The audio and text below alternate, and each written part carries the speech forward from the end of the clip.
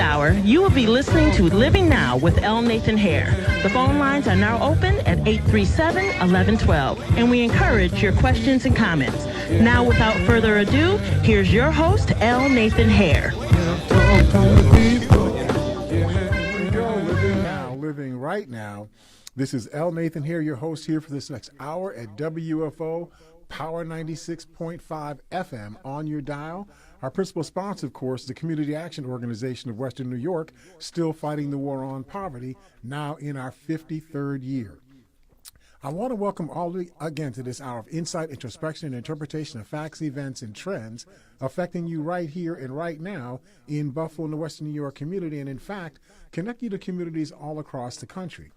Each week, we focus on things that we think will be of interest to you, which will serve to motivate you and serve to connect you to the broader issues that affect our communities here in Western New York. Now, today's program is live, so you can call in, you can join our discussion. Well, hopefully it's live. You can call in our discussion. We're having a little technical problem here. But if you can get through, the number is 837-1112. That's 837-1112. Now, of course, you all know by now that we live stream this program. And so I have Emmanuel Radford here. He does the live streaming production of the program. And so if you're not able to get in by phone and you want to participate in the program, just go on your handheld device or your computer, type in Facebook, and then type in Living Now. The program will come up. You can not only listen and watch the program, but you'll also be able to type in your questions, your concerns, or your whatever it is that's on your mind, your comments, your observations, and we'll respond to them on the air. In fact, that may be our dialogue today until we get our equipment right where we want it to be.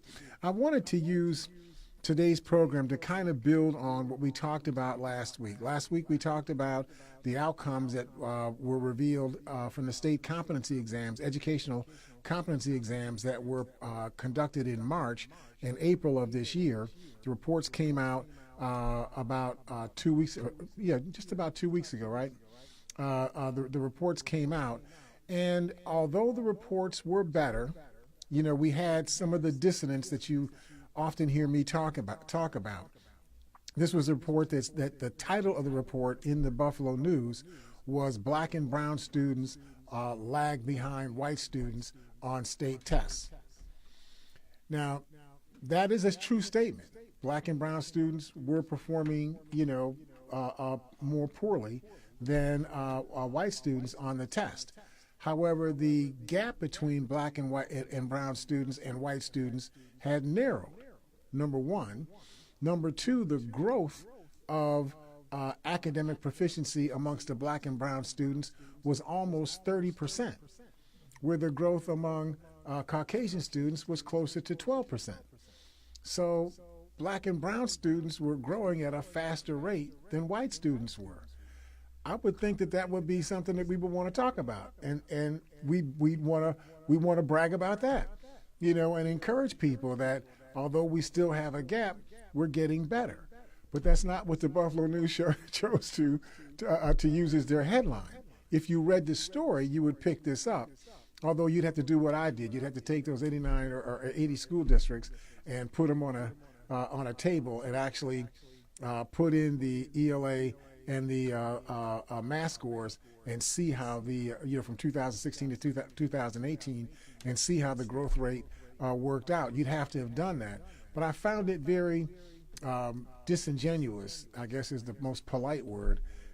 It may be something even more insidious than that in terms of why they chose to label that report that way. But all that being said, it provoked me to go back to something that I have been trying to get us to focus on this program for years, that if you continue to do things that produce outcomes that are different and actually contrary to the outcomes that you want to achieve, and you keep doing the same thing or some slight refinements of the same things over and over and over and over again, at what point do you say to yourself, something's wrong here?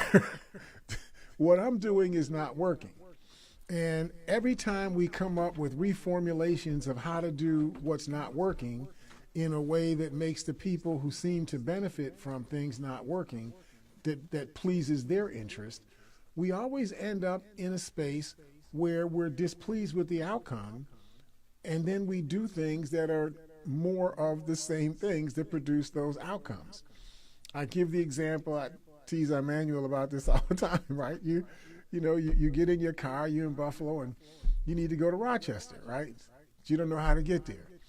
So you just hop on a road, maybe it's the road down Main Street or something.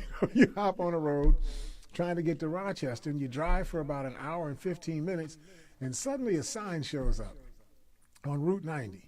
And the sign says Cleveland, 2.5 hours ahead, right? Now, you know that Cleveland is west of Buffalo. So what would you do if you realized you were trying to get to Rochester from Buffalo and the sign ahead of you tells you that you're on your way to Cleveland? What would be the first thing you would do? You would stop, hit the brakes, screech, make noise. Hold on. I'm going in the wrong direction. Now, even if you don't know what the right direction is, you know that direction is the wrong direction, right? So I'm saying this to you to say that we were better academically when we had, you're just going to have to feel me on this. I'm not saying that we should have segregated schools.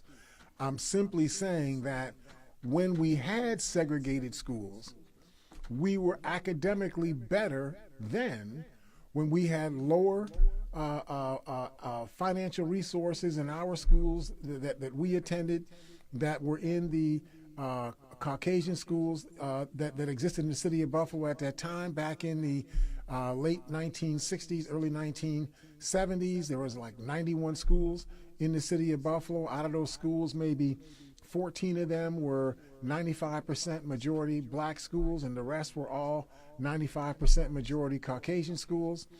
Everybody talked about how horrible integration or segregation was, that they were under-resourcing the majority black schools and favoring resources to the majority white schools. And, something had to be done, and we did the Norman Goldfarb. Well, I don't want to blame anybody, right?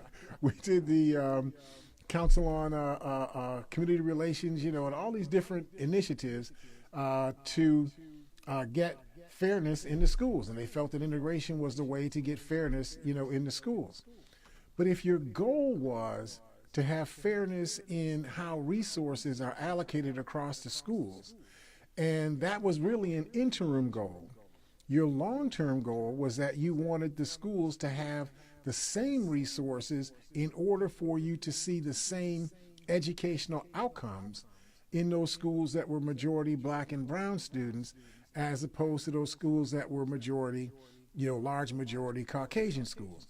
Your goal was to get similar graduation rates, similar English language arts performance, similar, science skills performing, similar math skills performing. That's what your goal was.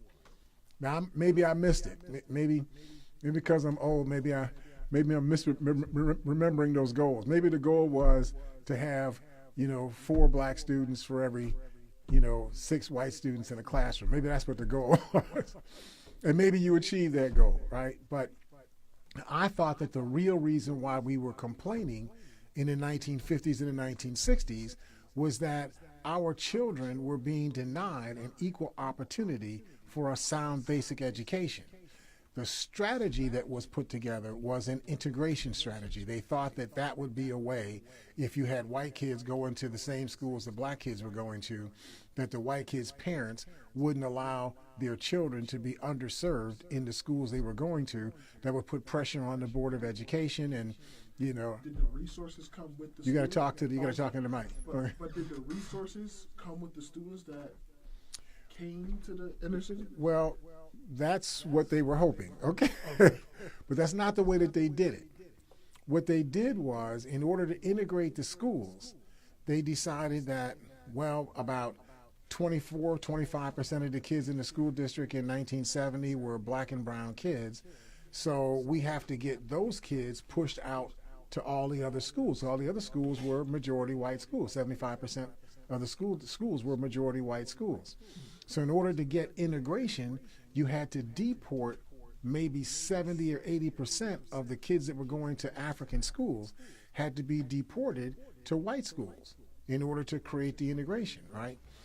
In order to get the black schools that were, 95% or majority or more blacks and brown students, in order to integrate those students, you had to get white kids to go to the black schools. Now notice my language here, right?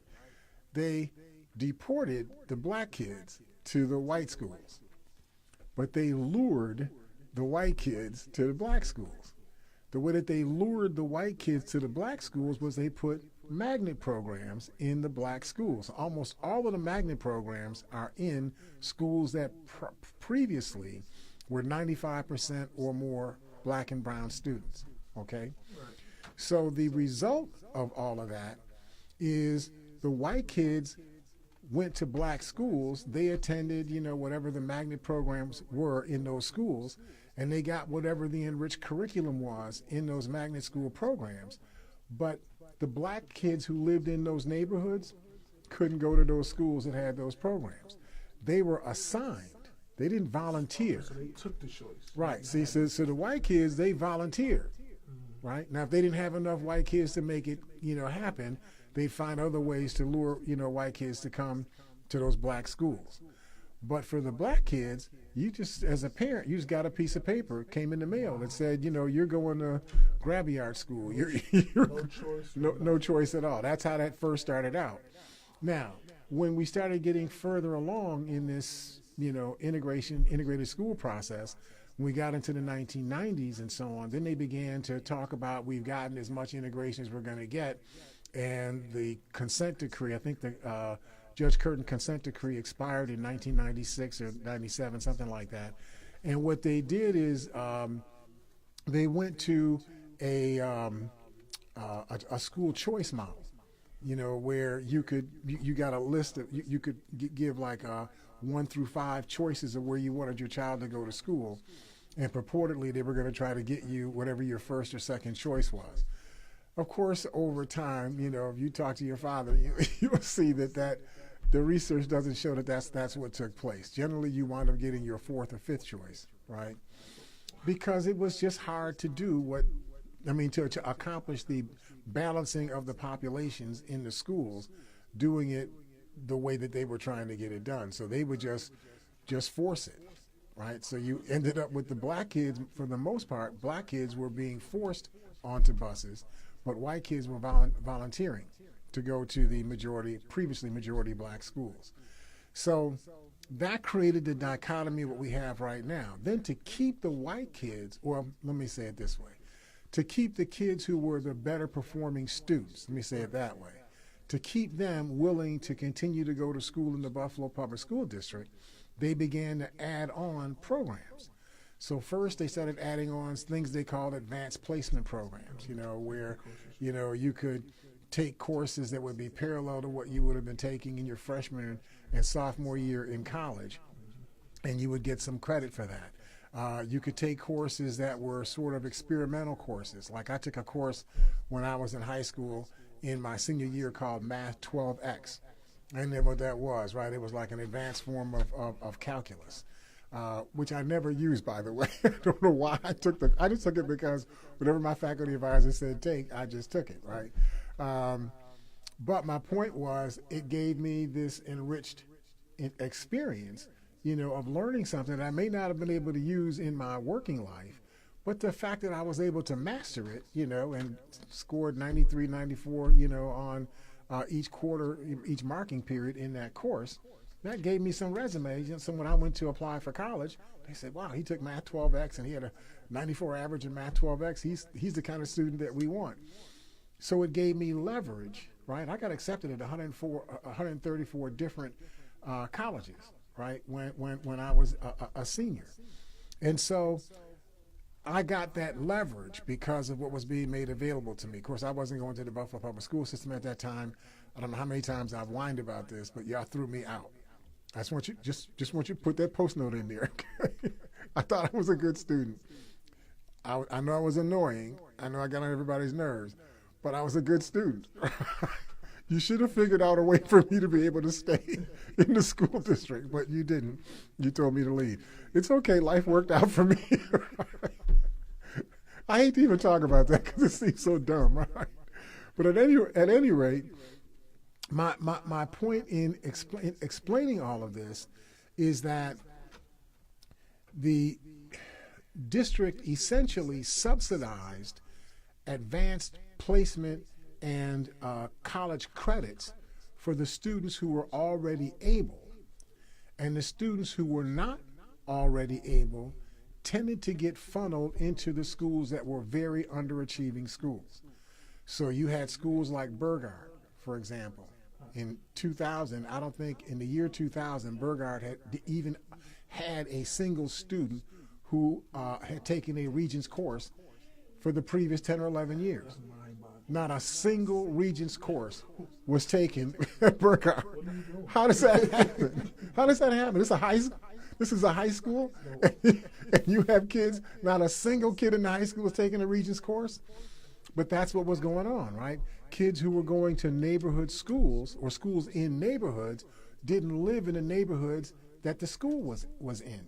So you'd end up going to school with somebody on military and hurdle, right? You'd be there all day until 3 o'clock. Then you have to come back to your neighborhood over on Alexander and Chester or someplace, right? And nobody who you program with when you come home from school was somebody you would see all day.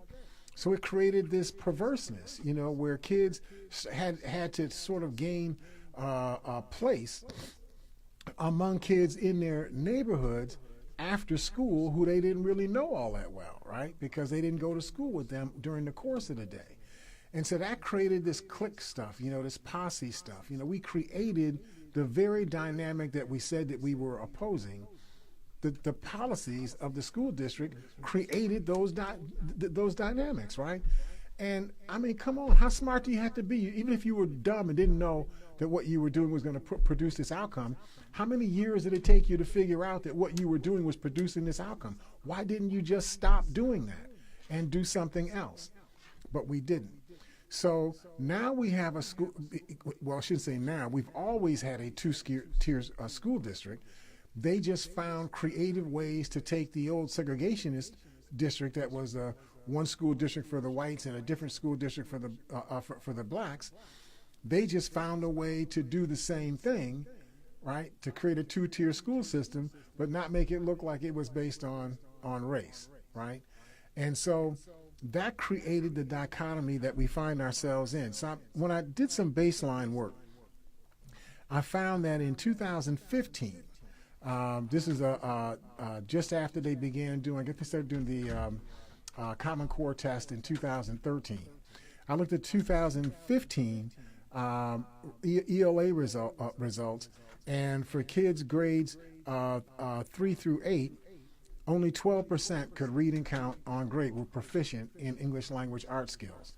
But by 2018, 23% were able to read and count on grade. Now, you might say to yourself, because I know how you are, Emmanuel, you probably said, are you kidding me? Only 23% of these kids can read and count on grade? But I'm trying to help you to be encouraged, right? That we did go from 12% to 23%. 23 is better than 12, right? So it's not great, but it is there.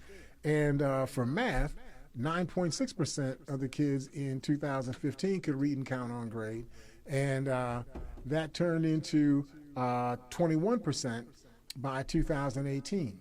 So that's 118% growth, for those kids, or for those scores. So from my point of view, this is a tad less than I indicated what they were. The first year of the new state Common Core standard test, though woefully inadequate, Buffalo's ELA scores did rise significantly from 2015 to 2018. Actually, from 2013 to 2018, the rise is even much more dramatic. So while academic achievement is marginally improving, it is still appalling. I mean, let's just be real about this. You're telling me that 75% of the kids in the school district cannot read and count on grade in grades 3 through 8? 75% cannot read and count on grade, are not proficient in English language arts and in math. And you're spending $1 billion of public money on this educational system. You know, something has to be wrong here, right? And so it's hard to get usable data about what the ELA and math skills scores were in the 1950s and the 1960s. You try to get that stuff on the internet, they give you a lot of gobbledygook, and it's very hard for you to find where the data actually is. So I'm going to have to talk to Sam and some other researchers to go and actually get the raw data so that we can do that analysis. But my perception is, based on the fact that I was on the planet during that time period, that kids were doing better. They may not have been as good academically as white kids were during that time period, but the achievement level of African kids in the 1960s and 1950s seemed to be significantly higher than the achievement levels in terms of being on grade level than what we're seeing today. So I think that there's something clearly that could be demonstrated through the research. So first, I am convinced that there are more upsides to neighborhood schools than downsides. I know that everybody's, we got community schools. I get it. I appreciate it. I'm one of the persons that kept advocating for community schools. But when I was saying community schools, I meant something different than what people mean today. I meant schools that were in the communities that they actually lived in, that they were a part of the community that they actually lived in. I was talking about a different model than what we have right now. Simply having 4 parent centers and having, 19 or 20 schools that are open on Wednesday and open on Saturday doesn't really cut what I'm talking about. But I realize that, you have to go with the best you can get from the people that are in policies. Lee, should we take we're going to take our first break and get back into our subject. Hopefully we're making some kind of sense. I hope that you'll still be here with us, seeing us out of the break here at Living Right Now. Do you want to increase your home's value?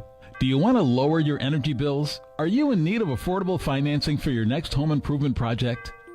The CAO Home Improvement Resource Program can help.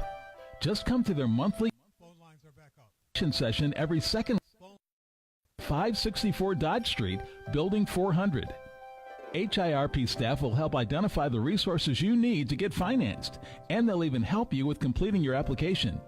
You won't know what you qualify for until you call them today at 881-6543. That's 881-6543.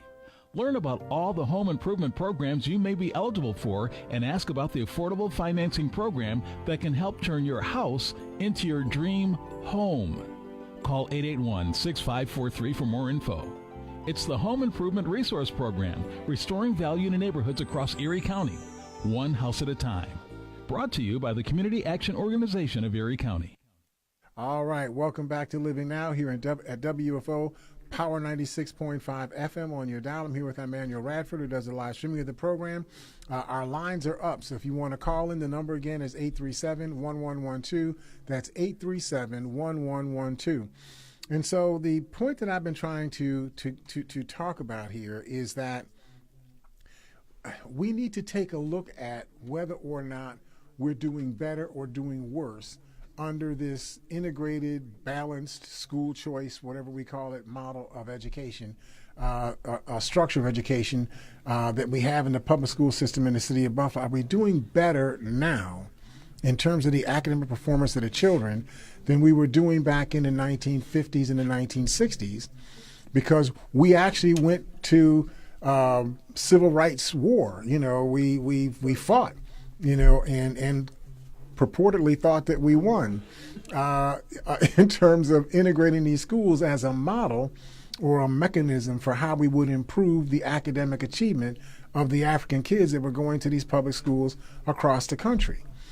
You know how sometimes you could win and lose by winning? I think that if we study this, we will find that we've been losing by winning. we had all of these. Now, I wasn't one of the ones that fought for the integration of schools, so I'm not taking all that onus on myself. Okay, I just said that I was younger at that time, so my voice wasn't as loud as my voice is now. So I'm not going to own all of this, right?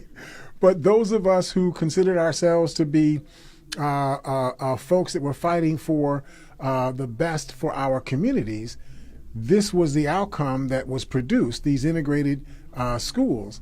And so we have to ask ourselves, are we better off now than we were before?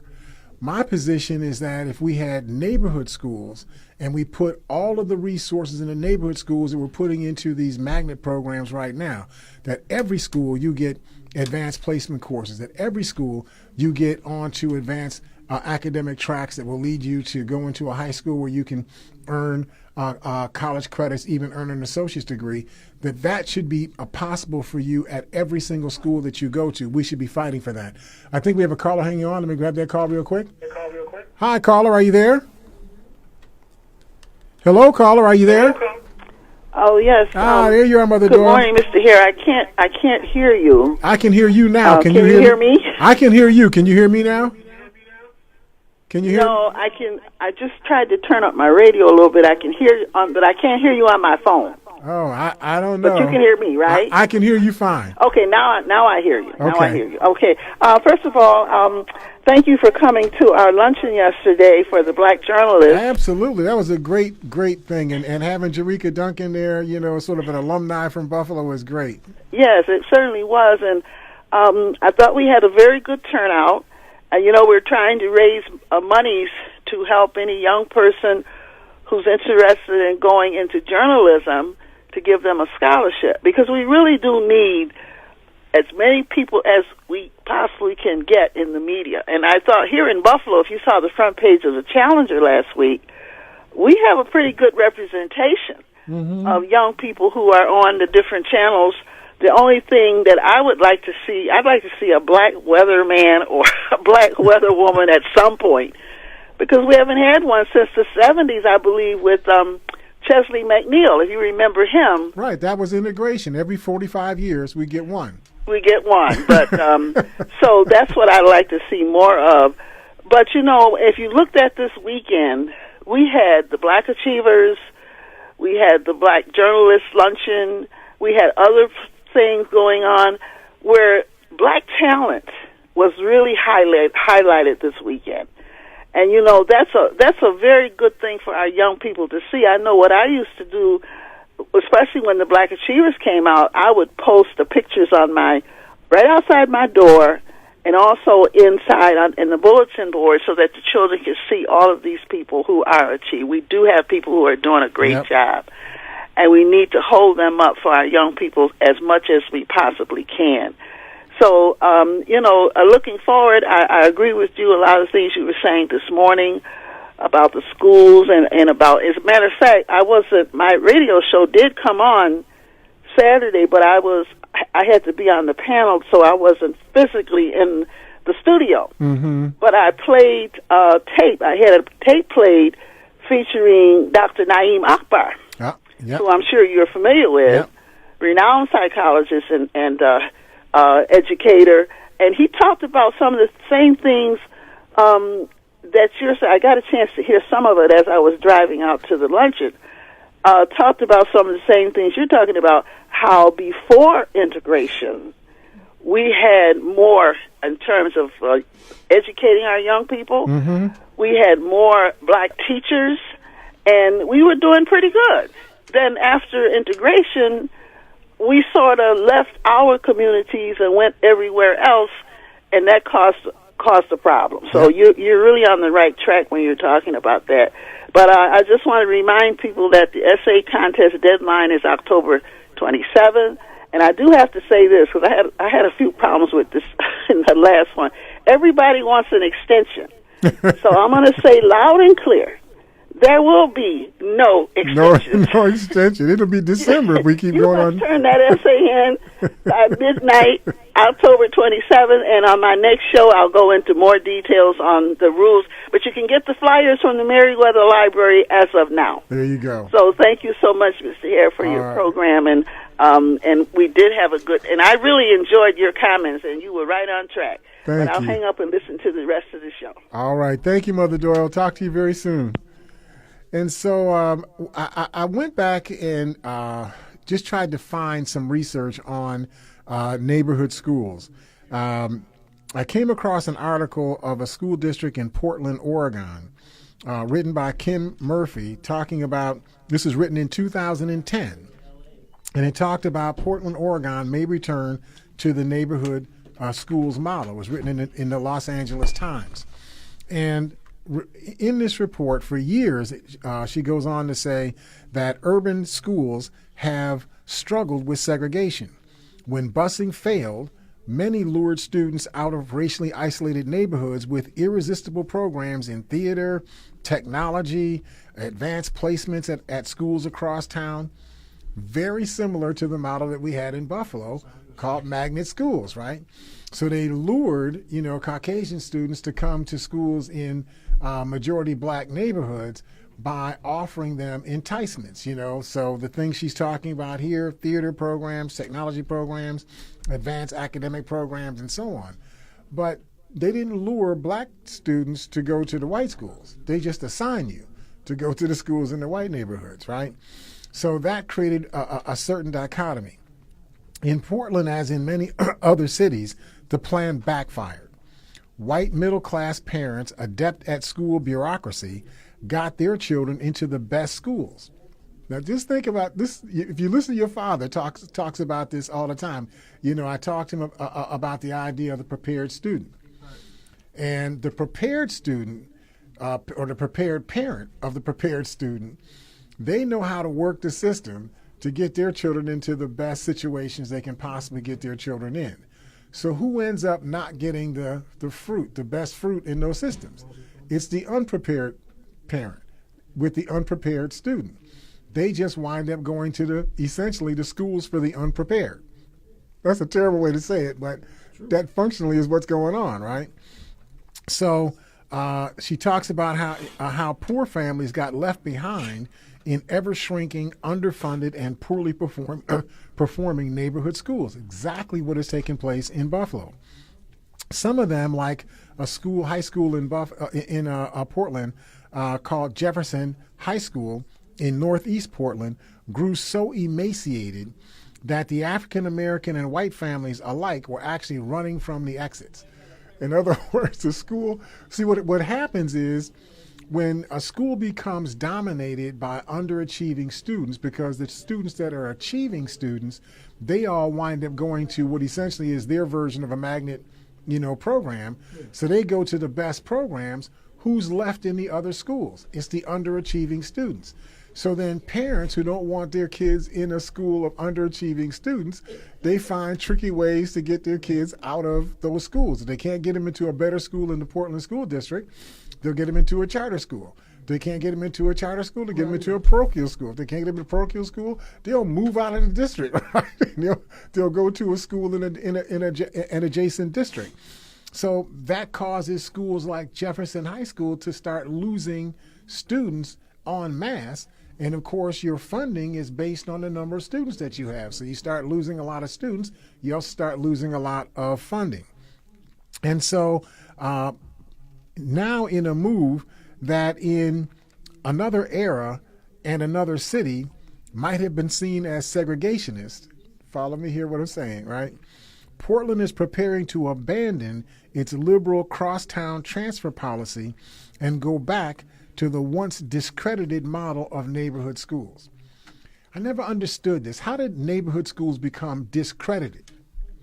It's one thing for you to say that I think it'd be better if we had integrated schools. In order to have integrated schools, we can no longer have neighborhood schools. We can't integrate the schools and have neighborhood schools at the same time. That's an argument. That's a theoretical argument, and we can argue about whether that policy framework is good or bad. But what makes a neighborhood school discredited?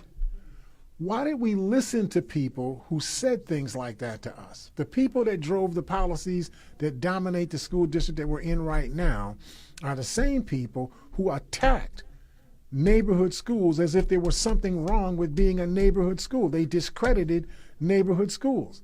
Look what's happened to us since we had this attack on the so-called discredited neighborhood schools. Gangs way up, drugs way up, this posse neighborhood way up, education scores way down, okay? Graduation rates way down. How is it that we adopt a model that does something that somebody else says that we should do, that produces outcomes that are the opposite of the outcomes that we say that we want, and our neighborhood school models become called discredited, and the schools that are not working, they're the ones that are getting accreditation? Come on, something's wrong here, right? So we've got to fight this. An ambitious high school redesign is under review. This is back in 2010 by the school board in Portland, Oregon. It proposed to set up a network of 8 core high schools in neighborhoods rich and poor across the city. So their city's smaller than ours, right, at the time. So they broke their high school system down. We only had 8 high schools, but they designed the city into 8 neighborhoods. And they put one high school in each of these neighborhoods. So they just structured the neighborhoods where you got as much balance as you could get, given the physical geography of your topography of your neighborhoods. They just did the best they could to get as many whites, browns, reds, yellows, whatever, in each neighborhood district. That's how they did it. Then they reorganized the elementary schools around those 8 neighborhoods and set up sub-regions, within those 8 neighborhoods. And that's how they platoon the enrollment districts for their elementary schools. So essentially, everybody started to grow up now in neighborhood schools. That was the gamble that they took. Every school in their high school system would offer full college prep curriculum. Every school. Every school would, even in well-to-do neighborhoods, would offer a full menu of learning aids, tutorial support, a full menu of academic support. Jefferson High School expected their enrollment to triple as a consequence of these initiatives. They offered every student, this is the important thing, they offered every student the chance to earn a college associate's degree while they were in high school. And just think about this just for a second. Just for a second. If you knew that you could go to a high school and that if you just work with the people, your faculty advisors and your parents in that school, you're going to finish high school at the end of 4 years, hopefully not 5 years. Hopefully you can figure out how to get through high school in 4 years. You'll be able to do that and have an associate's degree, an AA, in your pocket when you go down the aisle for your high school graduation. You're going to have your high school diploma and you're going to have an associate's degree accredited by a community college in the state university system in your state. You're going to have that in your pocket when you complete high school. You telling me you're not going to have kids just busting through the seams trying to graduate, trying to get that done? It seems to me like that's a rational way to approach how we get kids to see high school as being in their self-interest. Because what do we hear from our students? They think that school is irrelevant to them. It's just boring. It's just something that somebody's forcing them to do. They don't see what's in it for them. What's the tactile, utility of school for them? But if you talk about you getting an associate's degree, by the time you finish your high school diploma, you also have an associate's degree, I guarantee you're going to get tremendous amounts of support from people. We're going to take our last break. Hopefully this has got you excited, okay? We're going to take our last break, then we'll get back into our subject scene inside of the break here at Living Right Now. Do you want to increase your home's value? Do you want to lower your energy bills? Are you in need of affordable financing for your next home improvement project? The CAO Home Improvement Resource Program can help. Just come to their monthly HIRP orientation session every second Wednesday of the month at 564 Dodge Street, Building 400. HIRP staff will help identify the resources you need to get financed, and they'll even help you with completing your application. You won't know what you qualify for until you call them today at 881-6543. That's 881-6543. Learn about all the home improvement programs you may be eligible for and ask about the affordable financing program that can help turn your house into your dream home. Call 881-6543 for more info. It's the Home Improvement Resource Program, restoring value in neighborhoods across Erie County, one house at a time. Brought to you by the Community Action Organization of Erie County. All right, welcome back to Living Now here at WFO, Power 96.5 FM on your dial. This is L. Nathan here, your host. We're here with Emmanuel Radford, who's doing the live streaming of the program. Again, we got about 10 or 12 minutes. If you want to participate in the program, you can call, obviously, at 837-1112, or you can type in on your handheld device or your computer in your search engine, type in Facebook, and then type in Living Now. The program will come up, and you can type in your questions, your concerns, and your observations, and we'll get to them on the end. Lee, do we have a call hanging on there? Yep, let's grab that call real quick before we get too further away. Hi, caller, are you there? Yes, sir. How you doing? Can you Hey, hear me all well? right. I can hear you great. Can you hear me? Yes, sir. Yes, sir. Technology is working. As always, you're on point with your conversation, with your discussion with with the reasoning. Mm-hmm. I know, I'll speak personally. When I grew up, my family was not a big collector of books. There wasn't a lot of books in my house. Mm-hmm. So when I finally found the library, I was very, very happy. But I think what you're saying about the public educational system is really on point. But I would suggest that we try to do something to make students self-empowered learners. This technology that they have is a library in their pocket, a great resource in their pocket. And I think that if we empower students to not necessarily depend on these buildings to educate them, even though we have to do the best we can to make these buildings work, but not depend on those buildings for their education, they might be a self-empowered learner and then lead themselves into being a lifelong learner. For instance, on this day that people celebrate Columbus, if people were self-empowered learners, they could really find the true history of Columbus. If they just depend on their public school education, they'll get a very skewed view on exactly what the truth is. Mm-hmm. So I think that, along with what you're saying, if we can figure out a way to make students self-empowered learners, I think that they will go a long way no matter where they find themselves, whether they find themselves in public school, private school, college, or whatever. So I appreciate your program. I just wanted to add that little tidbit. Great comments. Thanks, Kamal. We'll be talking with you. Okay. Yeah, and that's what Kamal was talking about there. Just think about this for a second. I mean, for people my age, these machines are like miracles. You know, we were kids. They used to have like comic strips about a guy named Dick Tracy, and he would have like this watch, and you could watch. He could talk to people, and you could see the person he was talking to on his watch. Well, you all don't have watches to do that, although you're probably close to doing that too. But you got these handheld devices that basically like televisions, you know, right? that you're walking around with in your hand. To me, they're machines, right? But my point is that today, what Kamal was talking about, every single student, every single person, not just a student, every single person in the world who has one of these machines is by definition a self-learner. You got a library physically in your hand, right? And if you learn how to use it, you can educate yourself. You can round out your perspective about things, right? Yep. We have a caller hanging on. Let me get that caller real quick. Hi, caller. Are you there? Yes, good morning. Great show. Thank you. You brought up a lot of interesting points about education from where we were at in the 30s to where we're at now in 1918 or 2018.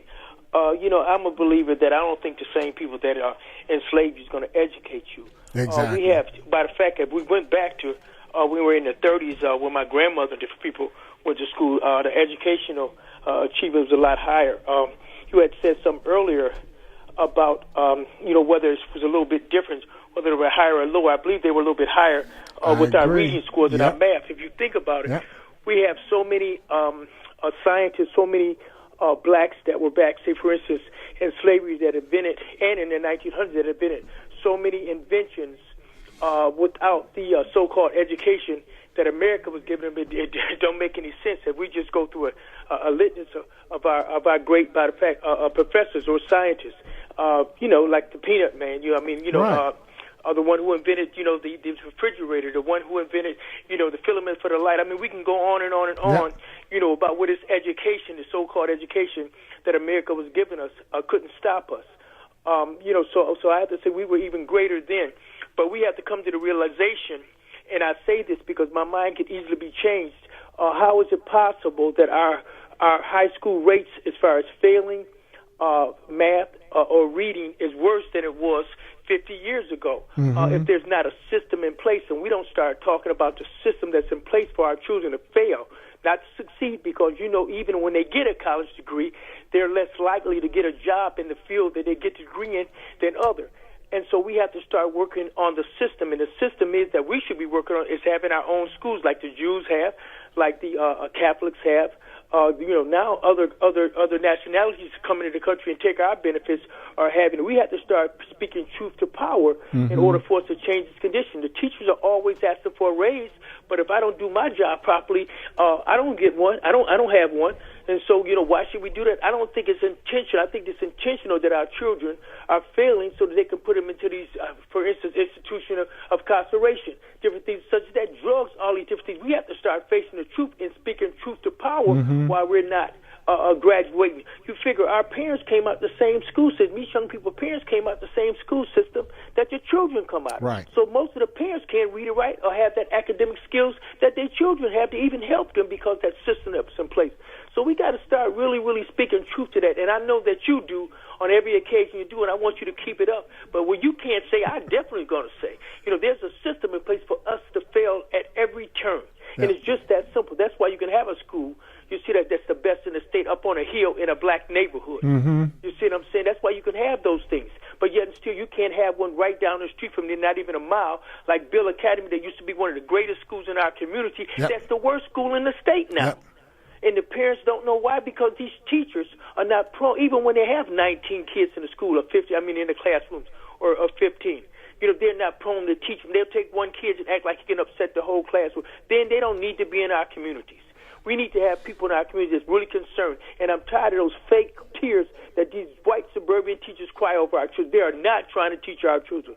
And so what we have to do is do what you're saying, go back to those type of schools, is where people in the community that live in this community can teach our children, you see, that care about our children. And then, like our own, they can go to us, and I'm not meaning the whole, but they can go to Puerto Rico, or they can go to Mexico to get Spanish-speaking teachers for Buffalo system, but they can go to Howard or Brown University or one of these black other universities and recruit teachers from there. I have a problem with that. But I just want to say, just start speaking the truth. These people they're intentionally not trying to teach them, and they keep blaming it on the parents. But the parents come out the same school system the kids come out of. And it's embarrassing when you can't read and you have to help your child because you came out of that school system and they just passed you through. And one other thing I just want to say, not to hold you up, that HDAD, I wonder is that in the future will those drugs that those kids take in the future stop them from getting jobs? Like, for instance, if you have to take a psychological test for like the police department or a state job or such as that, or somewhere you might have to carry a firearm. I wonder if those drugs that they giving them kids, would that stop them from getting some of those jobs? But thank you. You have a great program, and I love you, brother. I just want you to know that. Thanks, keep Will. up the good work. Thank you. Appreciate you, man. And Will is right on point. And I'm going to do some study on that for Will, on what are the downside issues about taking these drugs like Ritalin and whatnot. If a child is identified as ADHD or ADD, a hypertension deficit disorder or attention deficit disorder, whatever you describe that, what are the downside implications of taking Ritalin and these other kinds of drugs that essentially are chemical restraints, put on you, right? Even if there really is such a thing as a clinical diagnosis as ADHD, is Ritalin the right way to treat that? Or is there a better way, to deal with that? And as Will indicated, are we going to end up finding out 10, 15 years from now that kids that were raised on this Ritalin stuff are people that are, for all intents and purposes, they're emotionally or physically handicapped. They're not able to fit in to the society. We've actually assassinated the futures of these children by giving them those drugs, because the drugs weren't designed to make the kids better. They were designed to control the kids' behavior, right? And that was it. So we're right on point here. The idea of trying to break through racial and economic boundaries of neighborhoods by opening up enrollment citywide was that the school districts became less diverse. Just understand that this is not me now, okay? If you study the Buffalo public school system, it is less racially diverse today than it was in 1976 when the Curtin Decree was first rendered. Again, I say the same thing. If you are chasing a goal and you're on this goal now for 45 years and you are further away from the goal than you were when you started 45 years ago, at what point does it cross your mind that maybe I should stop doing what I'm doing because I'm nowhere near where I'm trying to go? At what point does that cross your mind? In fact, why is it that you have not already said, this is dumb, I can't keep going in this direction because I'm getting farther and farther away from my goal than getting towards my goal? There has to be a reason why we keep going in the opposite direction that we claim we're trying to aim. There has to be a reason for that. And so Will's kind of put his thumb on what those reasons are. We only got a little bit of time, so let me just take you to something real quickly. First, in the Portland Public School District, I went and looked at them in the 2016-2017 year. Remember we talked about them starting this neighborhood school project in 2010. So now I went and looked at them in 2016 to 2017.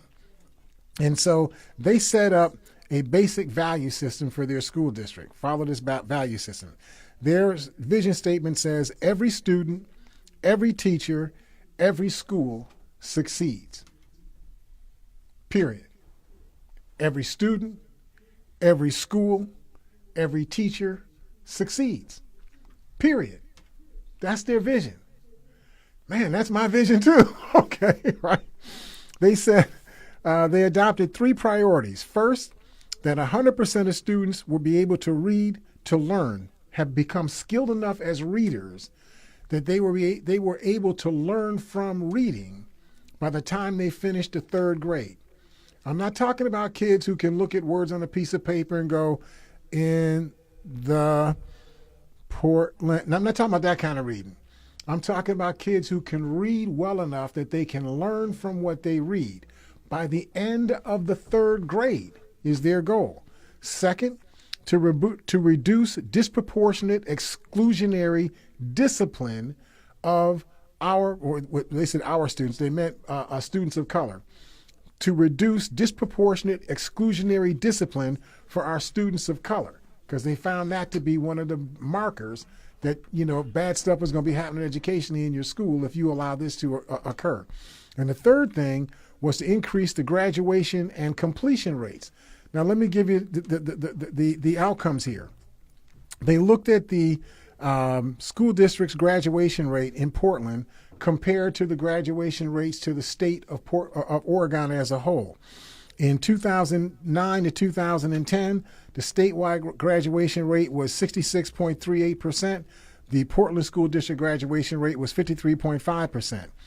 But by 2016, 2017, after they went back to neighborhood schools, the statewide graduation rate was 76.65%, but the Portland graduation rate was 77.92%.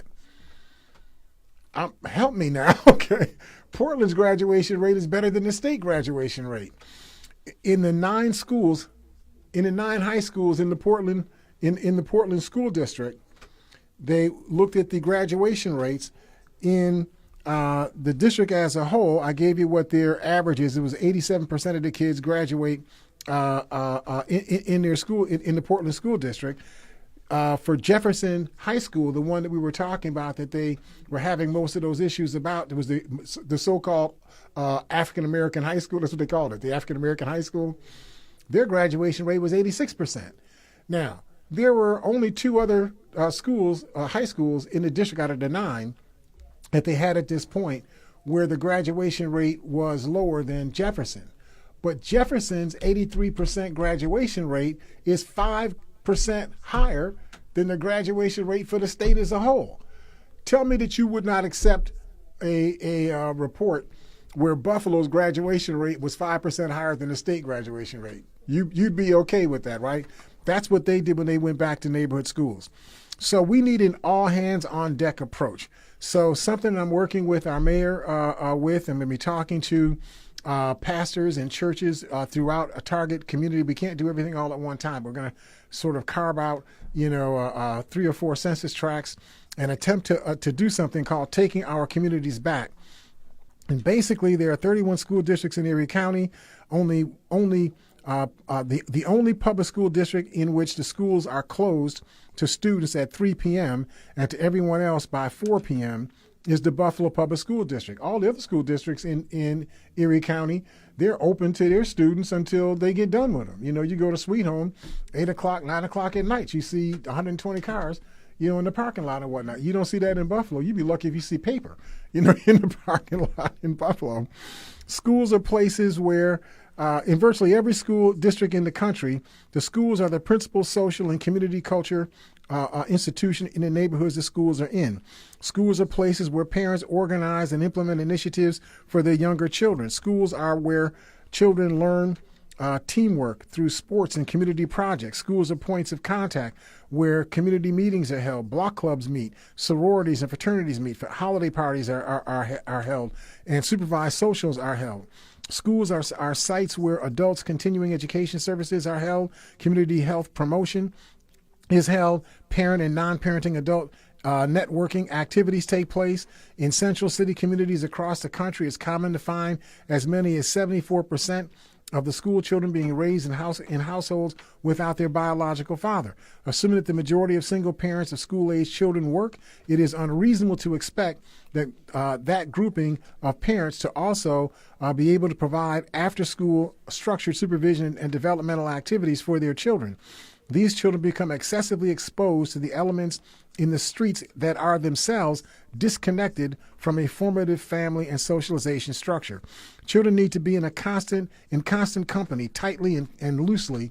I know we got a role of adults who care about them, provide structure and protection for them.